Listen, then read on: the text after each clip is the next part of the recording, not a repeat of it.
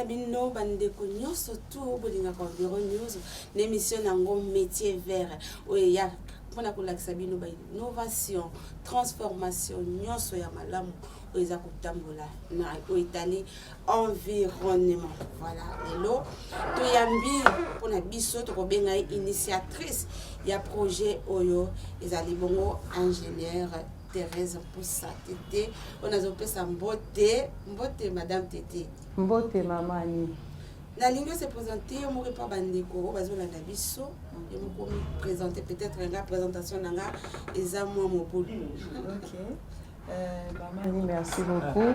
Nga kombo nanga madame l'ingénieur Mpusa Tété Thérèse. Naza background avant nakoma ingénieur na le kaka na IEC. Là maintenant on a dit ingénieur bi maman na bien na IEC. Na le cas na IEC na banda na IEC na sa comptabilité puis marketing. Après na li sous na ISTA.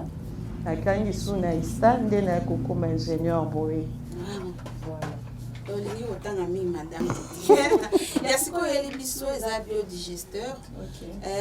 Présentation nayo et comme na souka te wana ezalaki juste muke parce que oza coordonnatrice ya GTS. OK. Yango yeli biso biodigesteur. Na ba bazolanda biso biodigesteur eza nini pona bango eza kombo moko asika. OK.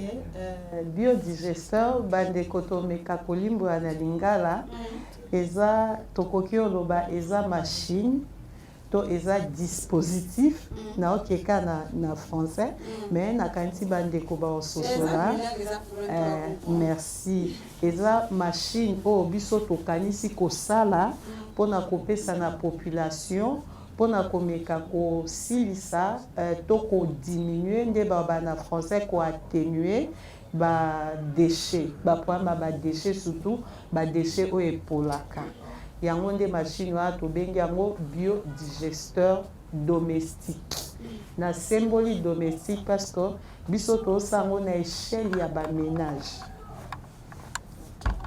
Biodigesteur eza dispositif oyo eza ko sala en sorte que tous ba déchets na biso oyo polaka ba déchets ménagers oyo polaka mutie na kati pour objectif nini ebimisela biso gaz.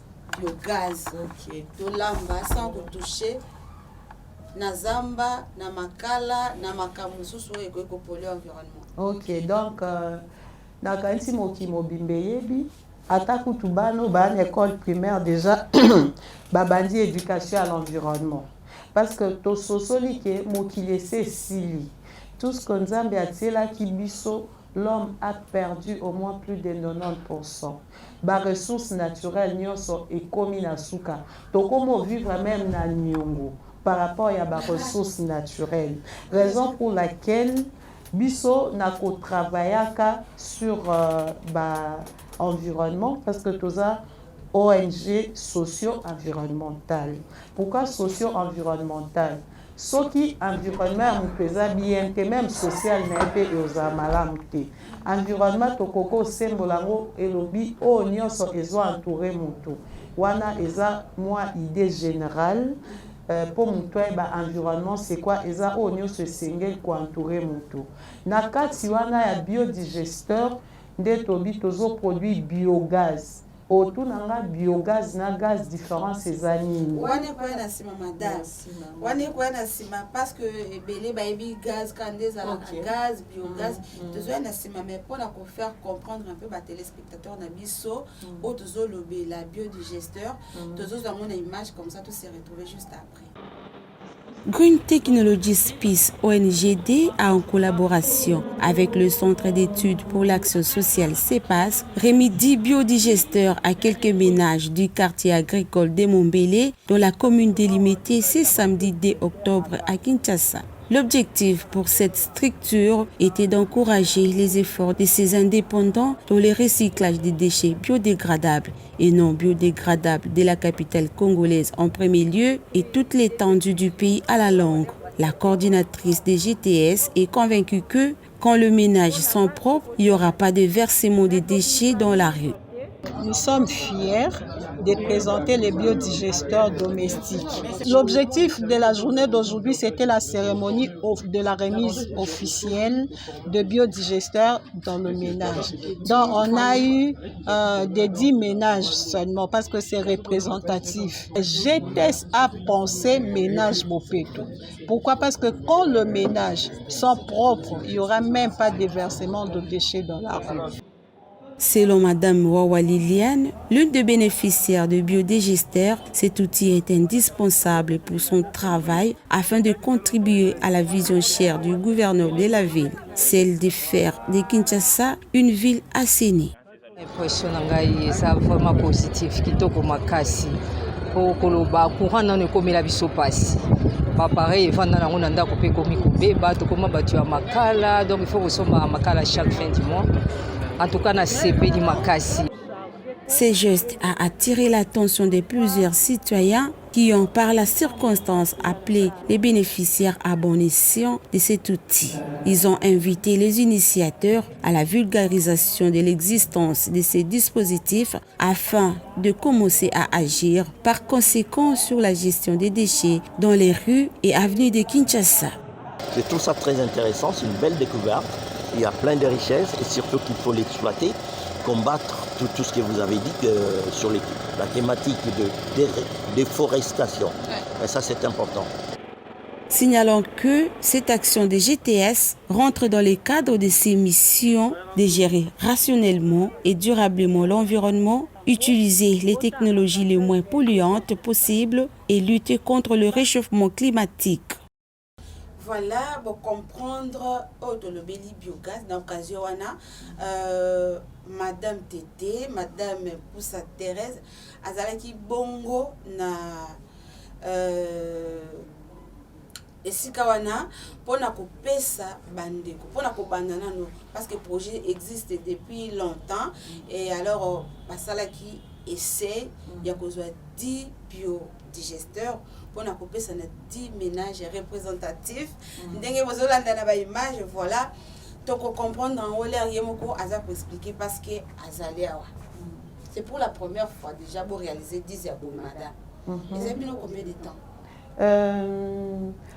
Maman ni esenge na sembola te biso tozape bureau d'études.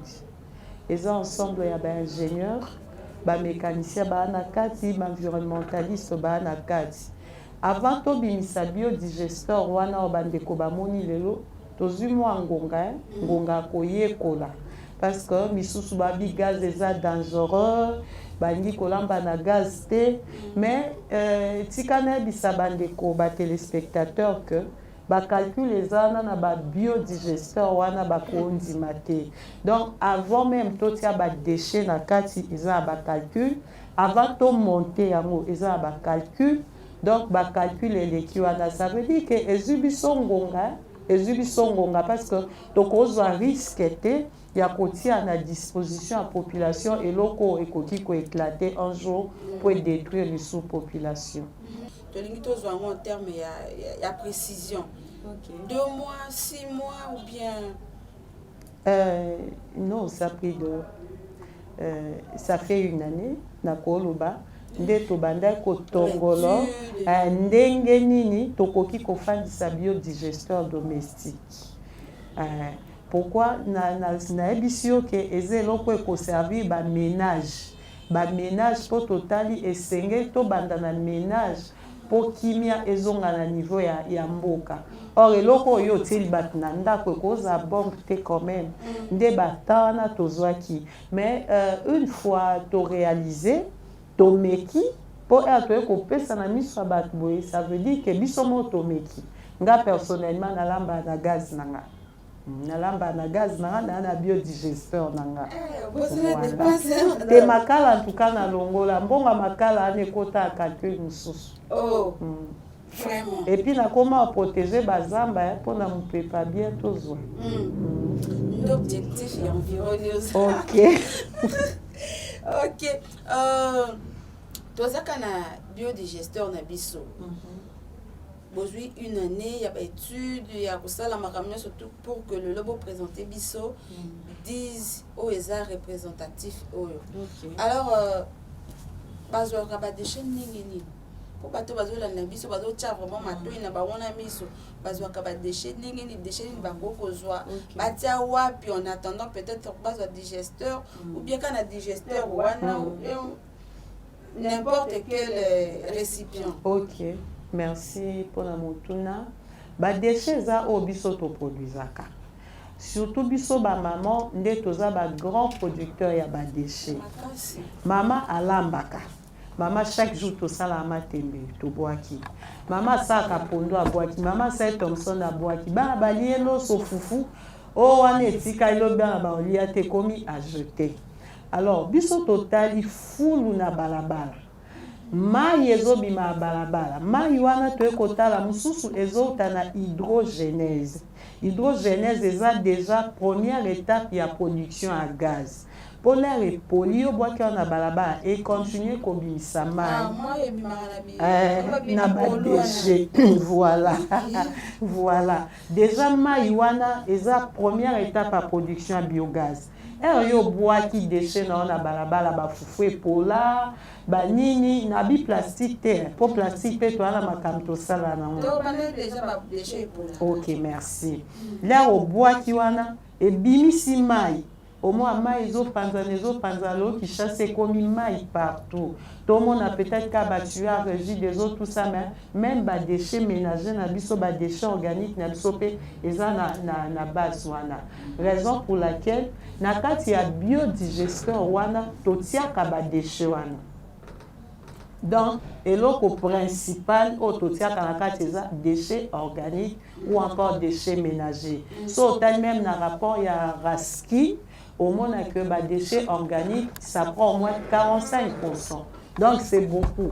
Ngayo noye bisabino je fais de ménage des enquêtes de porte en porte, non kati somo. Donc j'ai parté na balance nanga, tozo peser ba déchets, mais c'est même au-delà des 45%. Chaque jour, bah déchets, bah maman bah obimisa, na o etali bah déchets organiques.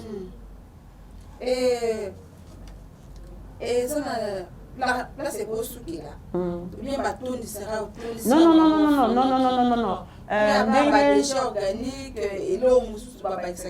Oui, ndenge na symboli base nango eza bah déchets organiques. Dès habite aux bureaux d'études, où nous avons chimistes, nous avons mécaniciens, physiciens, tout ce genre. Donc, tout ça, qu'on calcule en amont. Tu as dit déjà que ménage tel, na biodigesteur y a boyé et qu'on a autant de quantité. Bon, moi, par exemple, biodigesteur, on a aussi présenté un volume, il y a 200 litres. Alors, si on a 200 litres, on a utilisé 30 kg de déchets. 30 kg de déchets, maman, ils ont inquiété. Ils ont inquiété. Et ça va produire comme ça, ça vous produit. Et avantage, na souka nango, digestat nango et ça s'appelle maman la bilanga, jardin potager, to linga peto bete lango c'était pour toli a beaucoup plus d'engrais chimiques. Ouais ça ba conséquences et belé la bateau tout. Lo bando qui ba koma, ba komi ba système nerveux comme na ba problème. Moi si azobota sous malam tout ça c'est dû peut-être d'une part na ba retomber à ba engrais wana. Ingénieur dans reportage na yo lobby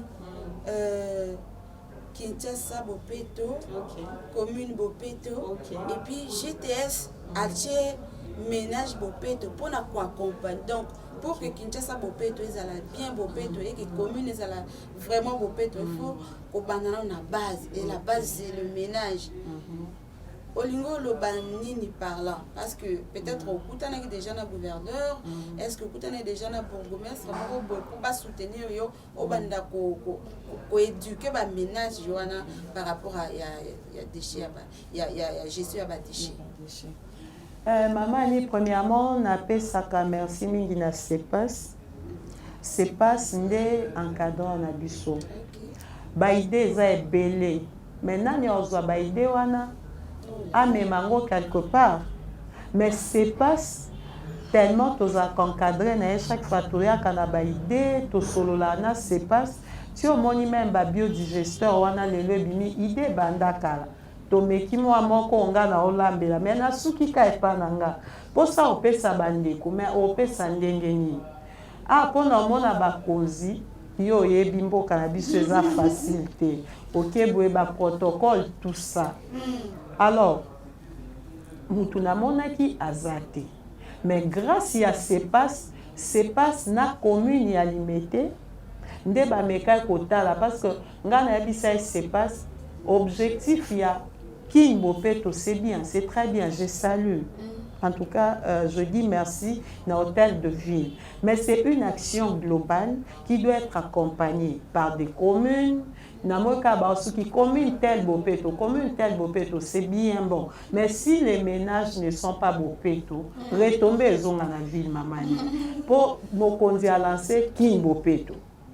Or, babimsa ba déchets, ezaka hôtel de ville. Eza ba commune. Ba commune est constituée dans ba quartier. Dans ba quartier, on a des avenues, on a de ménages. Alors, j'ai recensé pour nga nazamo na Mombele. ONG nange fait na Mombele, combien même que Tobima, mais c'est mon quartier. Je rentre toujours, surtout au Kendenda, Bomoni Mai, ta quoi na Benga Binoboy. C'est mon quartier, je n'ai plus reconnu ça. Quartier comme Poto. Alors, totali na cadre wana eloni to sengeli ko sala déchets au bois comme partout. Mutu na monaki sous couvert. C'est pas eza commune Limete parce que nous faisons partie de dynamique yaba ONG ya Limete. Ok, merci pour l'explication claire. Mais to senga ba konzo bazolanda biso eza bato ya malamu au baza basé na ba ménage et c'est que bino bosunga pour que misala mweke malam parce que en tout cas na ndinga solution ménage eza propreté ata to lobby ata ba lekoti tellement que ménage ezo produire kaka et loko malonga pe ezalati place bolongoli place ba obwaka. Madame Thérèse, par rapport à biodigesteur, est-ce que après avoir changé par rapport à ménage propre, c'est très important. Avant de faire ça, biodigesteur, tu dois qu'il y ait une séance, il y a matière. Parce que maman ba médecin na ba on a gaz. Ba médecin na ngote. Il a fallu couper sa bango ba formation. Donc pour na biodigesteur et comme à ko salema ezo senga penza ba kondi ba accompagner biso parce qu'il y a un travail de sensibilisation avant, en amont et en aval. Bo sensibiliser tout avant, bo pesi. Biso to pesa pena recho ano lobele on terre to monter pena recho alors là to yeli mutu to ko accompagner tout un mois to zotala ndenge bagaz ezobima ndenge ko salela to éduquer après aussi to yebisa ce qu'il va commencer à faire ce qui bagaz nini gaz esi kobima comment koki ko évacuer biodigesteur na comment koko bandela surtout que ba biodigesteur wana après ba calcul to sali ça peut aller jusqu'à 5 ans. Ça peut aller jusqu'à 5 ans. Dispositif wana yango moko et ko continuer ko produire ba déchets pendant 5 ans. 5 ans en tout cas sans problème. Mais ceux qui toche ba déchets to fini qui est-ce que ils ont la température oui bien sûr déjà essengé koyeba que na kati wana procédé wana to bengango méthanisation na kati on voit la fermentation engolo bomo tant to tiaka ba déchets d'ailleurs to fungola mufinu kuté eza nde to kotaka ba déchets to zana problème ya broyeur tozokana ba déchets toniki pour ko tiango mibimba te il faut ni kango to sango comme un mélange moko homogène ozu mélange wana otie ya mai eza ba mélange sous to sala kamé de na bi base eza ba déchets organiques l'air aussi ici otie to kanga kango hermétiquement de to bengango fermentation anaérobique donc à l'absence de l'air déjà na kati il y a une certaine température. À partir déjà à 15 degrés dans le gaz, il va dire que ça. À partir à 15 degrés déjà, les bandits au bimise. Madame Thérèse, tout le monde a déjà battu la gaz, baby bouteille à gaz. Mais je me suis posé la question, la biodigesteur, on a toujours une chambre à air. Voilà, au fait, au coquille, au bon gaz na yo, eza na bouteille, eza là na chambre à air. Bon, wanande tolobi eza première expérience. Na moi moyen qui est au tozaki nango. Au fait, tozaki na biso na place à conserver gaz. Mais au moins église o eyambaki biso parce que bango to signé na bango partenariat. Église wanande esombelaki biso ba chambre à air. Babi batuni boko bombango wapi biso bino même la chambre à air ça peut marcher. Pourquoi ça peut marcher? Parce que chambre à air c'est un contenant de gaz. Déjà gaz o ezobima wana so ezokota chambre à air nde bomone bandi kovinga. Tout comme toko bomba pe na bouteille à gaz, c'est pas un problème. Donc la chambre à air et la bouteille à gaz c'est pas un problème. Mais l'idéal serait to bomba on a ba bouteille à gaz. So bat balandi biso babi en tout cas ngaka na zuna ba bouteille à gaz. J'étais ça au CP la carte. Donc vous avez bouteille à bengi mal. To silicaté. To silicaté parce que toza malmené. Il y a beaucoup de gens. Au moins 10 ménages wana ezaki ka représentatif. Mais bakomo benga madame biso tozam koni surtout que ba moni déjà chez le voisin ndenge bandi ko ça. Et tozo mona pe kuna oh benga na manomètre. OK. Ça na manomètre au moni so gaz e bandi ko produire ezo ndé compteur. Au moni so fongoli mai bandi o mata compteur e bandi o tourner. Dès à partir nango c'est un indicateur où il a biso que ba gaz déjà bandi ko bima ezo mata. Et puis manomètre en essaye sarabiso l'air gaz e ko sila. Yango nde mteloba tika na gaz e sila. Bimisa ba déchets ko osa msusu. Évidemment tozala na ba bureau d'études. Mukomsu ko kamote tosala ba bloc ba capteur tout ça donc yemoko soki gaz ne sila njotindo message. Dégagenga. Bon, ça, c'est encore en étude. Toza déjà ma formule, mais dès la vie, ma coquille fait défaut. Voilà. Amen. Et bon, gaz et bebanara déjà pour chercher à partir il y a 30e jour. OK. Dès la vie, tout dépend de la température. Mikolo température eza penza makasité mais au moins na bisika totiaka ba biodigesteur moi to exposer na moi. Pourquoi? Parce que température déjà il y a soleil et influence à capé. Au moins qui matière wana to sala na ngozaka plastique. Ba ko sala on peut na inoxydable, acier inoxydable mais là ça coûte extrêmement cher. Tout ça, les langues n'ont pas assez sauté. Pourquoi? Parce que il y a un problème de corrosion. Il y a un problème de corrosion. Il y a un bisou au préfet pour ça la langue plastique. Mais déjà. Ingénieur, pardon. Le terme technique est corrosion. Au moins, oui, tous ont abattu à maï ou à kalayama bende. Oxyde de fer. Déjà, l'ibende est à faire. En réagissant avec de l'eau, oxygène et anakati, et ça a déjà oxyde de fer. Baroui wana, enzuluki voilà. Baroui wana nde, yangwana corrosion, ça détruit même le dispositif. Et puis c'est plus cher. Des bisotomémie, il y a plastique, c'est abordable. Pour ça, il y a un acier inoxydable à ton cocaté. Mais les téléspectateurs n'ont pas zappé na mitune belé awa. Oh, to moni biodigesteur, to moni pe réchaud na bango. Bon moi sommes talinga na réchaud na à adapter na biodigesteur. Est-ce que vous avez la possible? Non, c'est possible. C'est possible.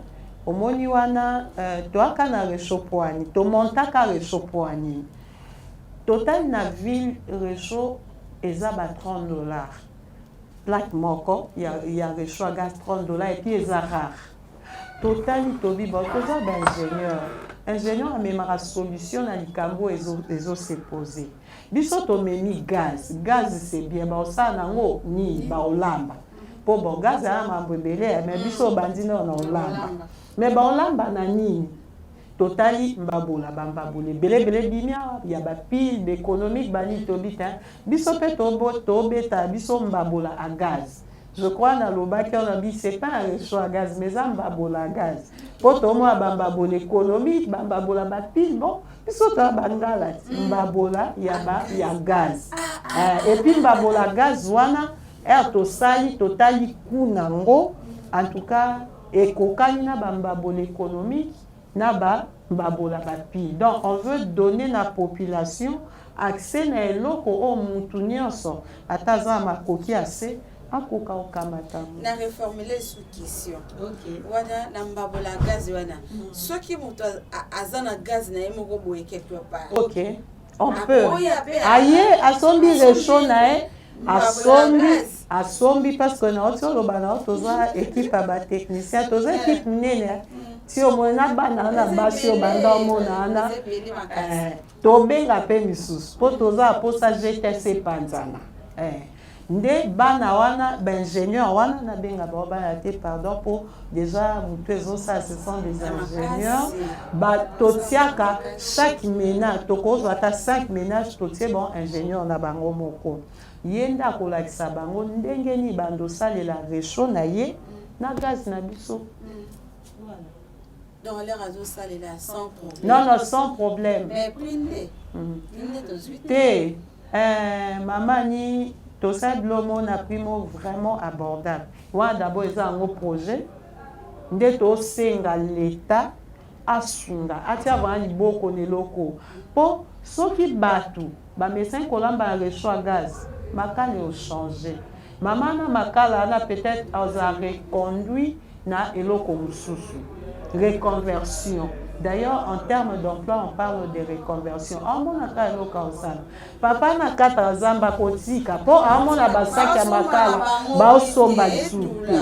Alors, au lieu ya otia ba fond ya minene ba banda problème en aval ngana obonde la ba opéra ba banda na mo. Ba kitela no biso ba pierre mo a confiance mukie nde c'est pas ça pesi. Soki c'est pas ça zaina makoki ebele. Mais Tonga Topé, ça peut être quartier agricole. Il y a plus de 5000 ménages dans le quartier agricole. Déjà, il y a sur 5000, il y a 10. Donc, c'est rien. C'est rien. C'est rien. Donc, appuyer biso pour résoudre le problème. La solution est à la base. Donc, on a un petit système, il y a ménage bopeto. Soko au travail na base même na l'élection bakita base ba politicien au base na mais ce comme il biso population bon côté biso kate bakita na base okoyoka et puis l'homme ce comme pianga kanda mtapusu au pied mbongo abwa ke ba saleté non abeti tout abwa ke on na quartier nao. Il n'y a même pas de décharge. Et bah décharge en ils en état mini. OK. Tozo déjà vers la fin mais jusque là au sengikara lisungeya prix to yebina onte ya mbabola gaz. Non, mbabola gaz wana eza totia ngona 20 000 francs. 20 000 francs donc $10 à part.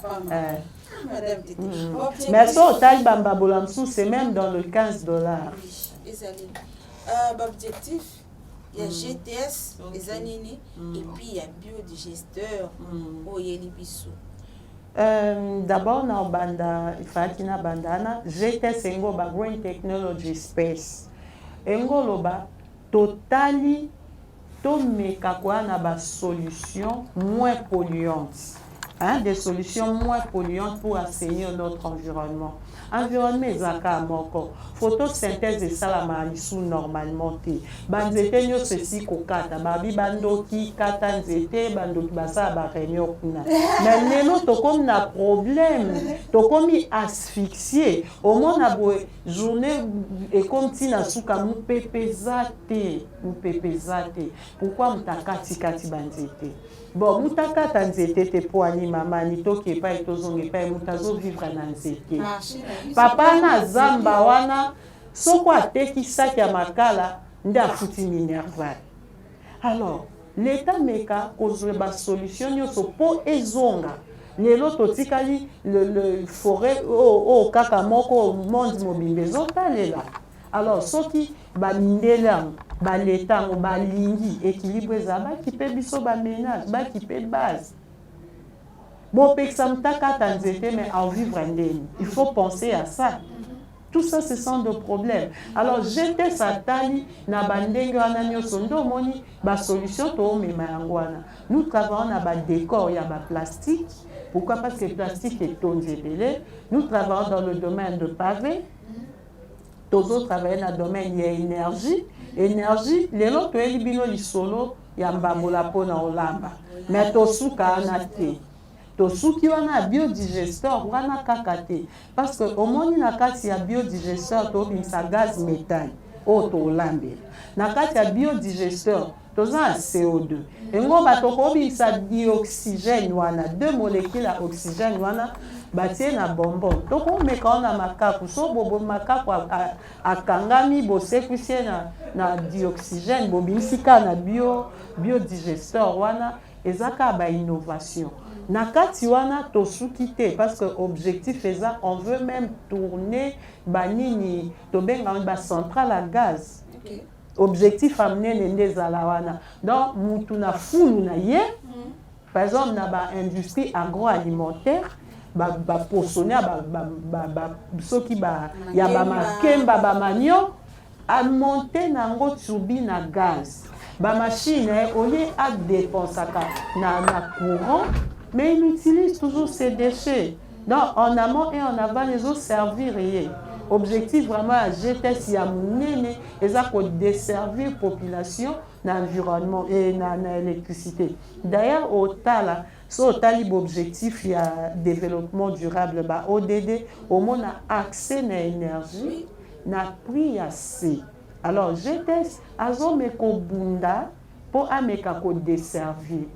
Déjà, na minute, on a produit courant, na biogaz, voilà. Mais c'est un matériel. Tout ce qui c'est on a tout, tout simulé. Parce que tout ça même na ba logiciel tout travail. Avant to binise loko, to sali ma modélisation, tout ça, to simuler en haut, il y a même ba équation, sur la modélisation, ba équation autobimisi par rapport il y a problème, to eu problème, to modéliser en haut, to simuler en haut, to dire que oui ça peut marcher, c'est alors que nous pouvons réaliser. Alors tala ba étape pour analyser société de l'argent. Équipe à ingénieur au foot à bango nini.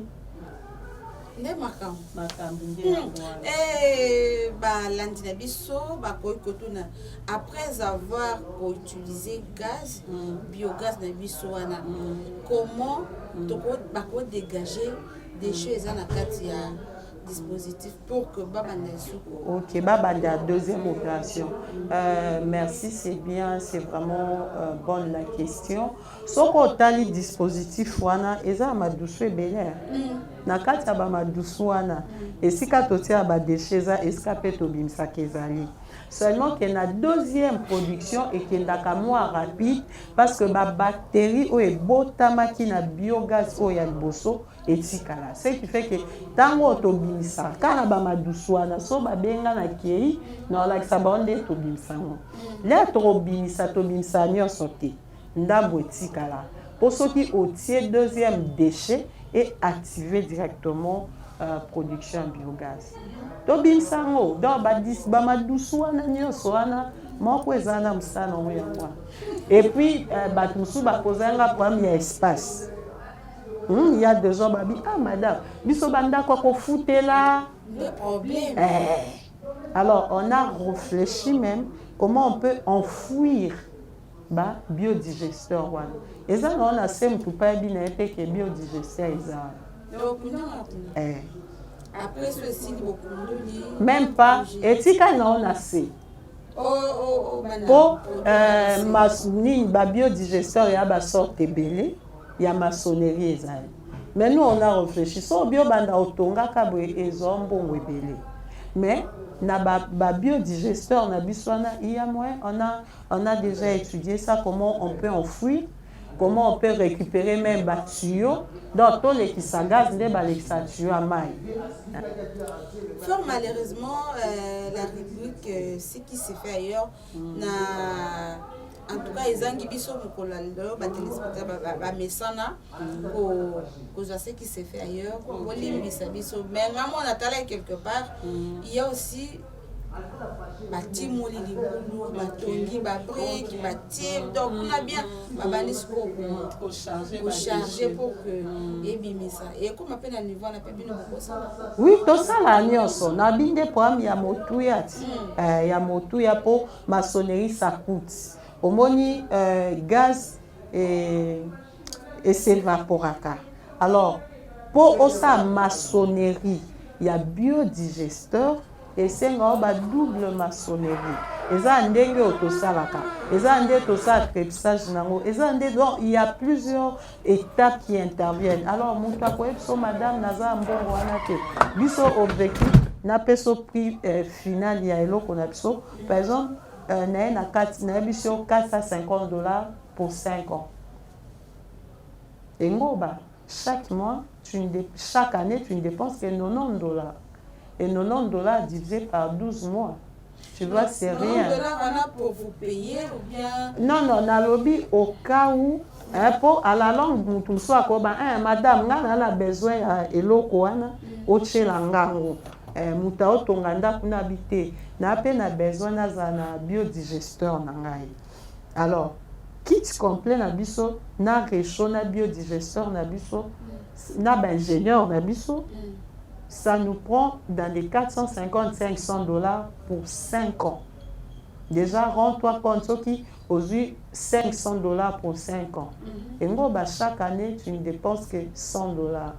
Et $100 divisé par 12, c'est moins de $10 le mois.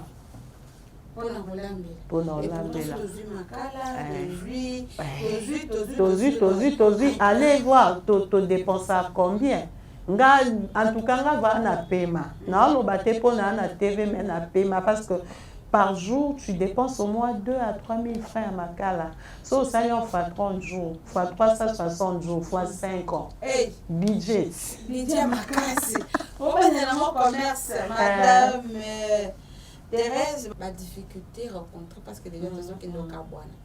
Depuis au bandit ou ça là la difficulté nous coûte la difficulté il y a les bosso penza pour bandi la communauté ça c'est merci vraiment c'est pas na pia que merci biskami on a les kaka c'est pas ça monanga na étape embryonnaire andimanga apianga confiance alors confiance c'est pas ça pianga et ça c'est OK na ba examusala Yami balé difficulté zanango par rapport ya bana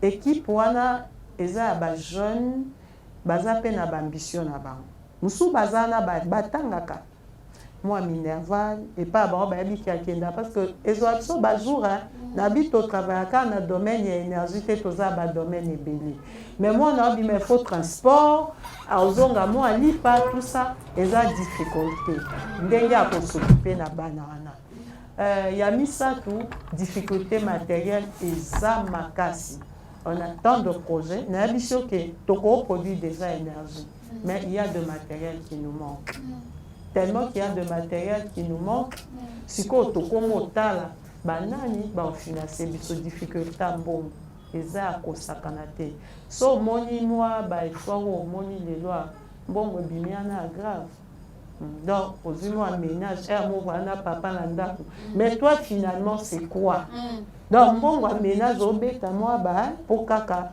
omonana ta omona mpona bolamu na yo te mais mpona bolamu na biso nyonso difficulté yango wana mpenza ya makasi nde tosenga basalaka biso confiance baexpatrie baobénéficie na mambo ebele na mboka ya biso ondire biso toa bazoba mbala mosusu na yo kaka pasi baingénieur ya Congo par exemple bitume biso deja toza formule ndenge osala bitume na plastique mais tokomata te tosuki une échelle à laboratoire po confiance eza te na bakonzi le bayaka awa lere eyinda etoboki oyo baingénieur biso nyonso tokoti na kati ya sani wana. Madame Tété tozokende deja na suka ogeraka batande na yo ndenge nini mama na kati ya libota kote oyo mosala GTS à part GTS natanga ista côté Ista, côté GTS, ozo gérer bateau, côté kuna ozo gérer ba étudiant, côté kuna papa bana. En tout cas, yebisa biso nan. Secret nos années par rapport à gestion à temps. Ni oebi organisation et bandana mutu. Esengeli na ozana calendrier na yo, koza pardon na moi carnet d'horaire na yo. Nga neti toza en octobre. Déjà, en octobre l'année passée, on a fixé l'objectif au SAP. Et il y a un bon par mois, par jour, par heure. Par rapport à Batouana, d'accord. Parce que chacun se retrouve. D'accord. Projet d'avenir, les années, projet d'avenir, c'est la centrale à gaz. Moi, vraiment, projet rêve, c'est la centrale à gaz. Pour faire tourner la usine.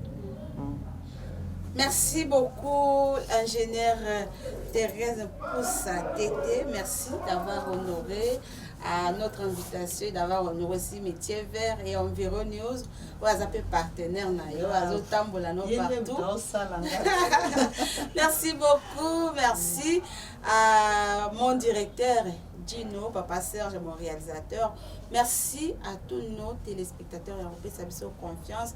Et nous avons rappelé bien que Métier Vert, boza bobanda kozwa kaka ba innovation na ba innovation. Yo no transformaka jus, moni déchets et ezui vie mususu et pesi biso biogaz. Bon pona nité ozo produire jus, ozo transformer l'eau moko quelconque. Il y a qu'un Métier Vert au fou la mapé lobby va partenaire wakoya. Merci beaucoup. Bye bye. Bye.